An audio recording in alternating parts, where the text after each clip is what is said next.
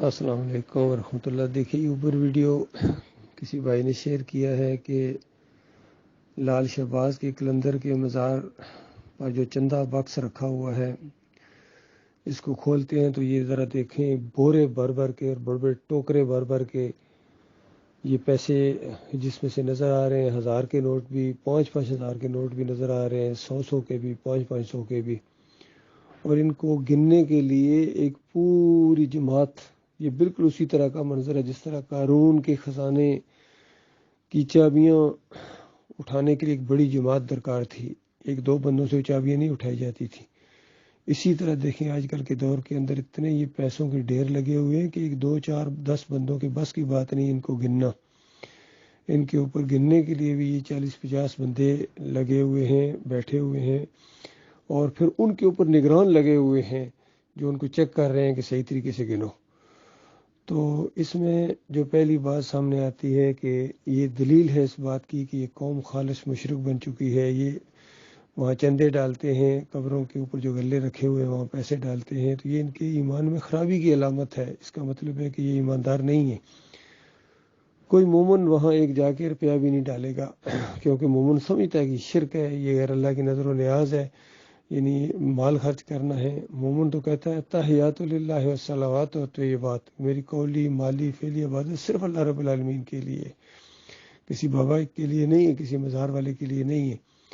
تو بتاؤ کتنی بڑی جہالت ہے، کتنا بڑا شرک ہے جو اس ملک کے اندر ہو رہا ہے۔ دوسری بات یہ ہے کہ دیکھو اس کے اوپر چونکہ محکمہ اوقاف کے بھی قبضے ہیں، انہوں نے اپنے قبضے میں کیے ہوئے سارے بڑے بڑے مزارات جو ہیں یہ سرکاری ملکیت میں ہیں۔ چھوٹے چھوٹے مزار جو ہیں وہ ذرا لوکل مجاوروں کے انڈر ہیں، ان کا بھی ٹھیکہ ہوتا ہے۔ تو یہ اتنا مال جاتا کہاں ہے؟ اتنا مال سرکاری اس میں جانے کے بعد بھی بے برکتی دیکھو اس کی، کیونکہ یہ حرام ہے، حرام کے اندر برکت نہیں ہے۔ تو پھر بھی جناب ان کے خزانے بھی خالی ہو رہے ہیں اور یہ بینک کرپٹ کی طرف جا رہے ہیں، ڈیفالٹ کی طرف جا رہے ہیں، اتنا مال ہونے کے باوجود، چونکہ حرام کا ہے، ناجائز ہے، کرپشن ہے، یہ مذہبی کرپشن ہے۔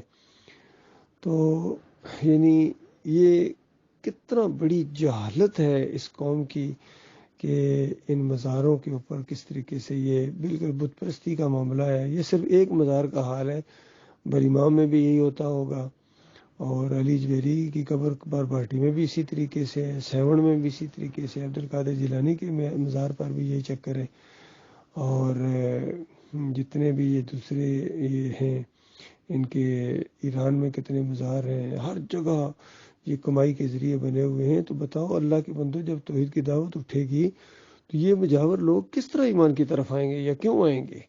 یہ تو اپنا دفاع کریں گے۔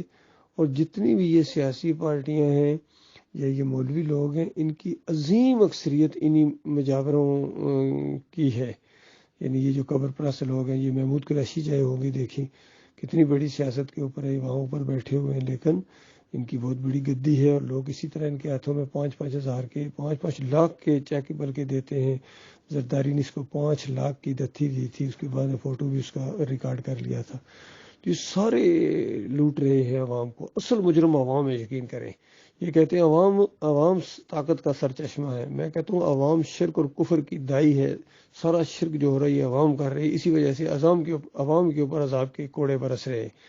باقی جو ان کے اوپر مسلط ہیں وہ تو عیش کر رہے ہیں، اصل پس رہی ہے عوام کی۔ کتنی بےزتی، یعنی تکلیف کے علاوہ بےزتی ان کی دیکھو پوری دنیا میں جگہ سائی۔ یہ آٹے کے لیے، یہاں آٹا لینے کے لیے کتنی موتیں ہو چکی ہیں، وہاں لائنوں کے اندر پھر لاٹھیاں پڑتی ہیں، اور وہ آٹا بھی کسی نے دکھایا کہ اتنی گندی اور لو کوالٹی کا ہے کہ جو کھایا بھی نہیں جا سکتا ہے۔